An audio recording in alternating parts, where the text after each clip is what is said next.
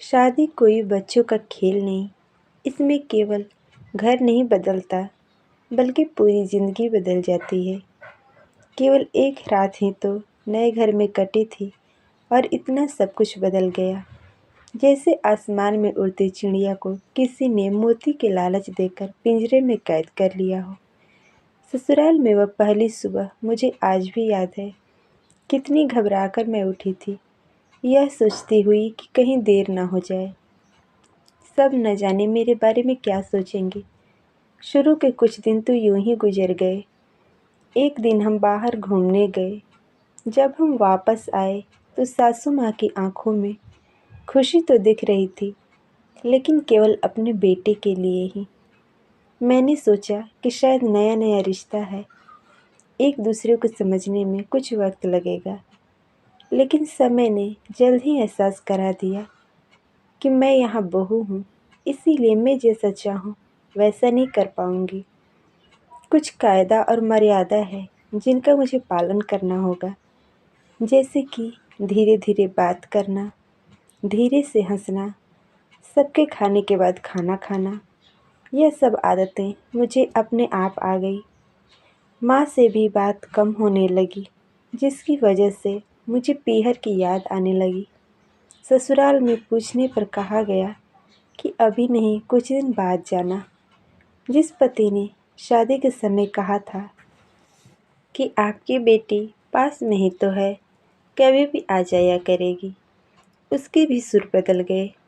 अब मुझे धीरे धीरे यह समझ में आ गया कि शादी कोई बच्चों का खेल नहीं है। इसमें केवल घर नहीं बदलता बल्कि पूरी ज़िंदगी बदल जाती है। अब मैं कभी भी उठकर अपने पीहर नहीं जा सकती, यहाँ तक कि पीहर वालों को भी मुझसे मिलने के लिए पूछ कर आना पड़ता है।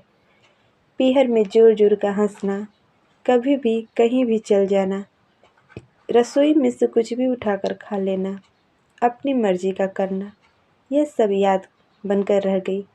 अब मुझे समझ में आने लगा था कि क्यों विदाई के वक्त सभी लोग मुझे गले लगाकर रो रहे थे। असल में मुझसे दूर होने का एहसास उन्हें हो रहा था, लेकिन एक और बात थी जो उन्हें अंदर ही अंदर परेशान कर रही थी कि अब जिस सच्चाई से मुझे इतने दिन दूर रखा गया है, वह सच्चाई मेरे सामने आने वाली थी। पापा का यह झूठ कि मैं उनकी बेटी नहीं बेटा हूँ, अब और दिन नहीं छुप पाएगा, जो कि उनकी सबसे बड़ी चिंता थी कि अब उनका बेटा, जिसको कभी भी बेटी होने का एहसास नहीं कराया था, जीवन के इतने बड़े सच से सामना करने जा रही है। वहीं माँ को भी चिंता सता रही थी कि उनकी बेटी अभी तक कोई एक काम भी नहीं किया करती थी, अब वह पूरे परिवार की जिम्मेदारी कैसे उठाएगी। सभी लोग मेरे इस विदाई और पराए होने का दर्द जान रहे थे, सिवाय मेरे। इसीलिए वह सभी लोग रो रहे थे। आज मुझे समझ आ गया कि उनका रोना गलत नहीं था। यह हमारे समाज का नियम ही है कि एक बार बेटी डोली में विदा होकर गई तो वह उस घर के लिए केवल मेहमान ही बनकर रह जाती है। फिर कोई चाहे कितना क्यों न कह ले कि यह घर आज भी उसी का है, सच तो यह है कि अब वह कभी भी यूं ही अपने पीहर नहीं जा सकती। चाहे कितनी भी समस्या और परेशानी क्यों न आ जाए, मुझे ही हल करना है, हंसते हुए या गम छुपाते हुए।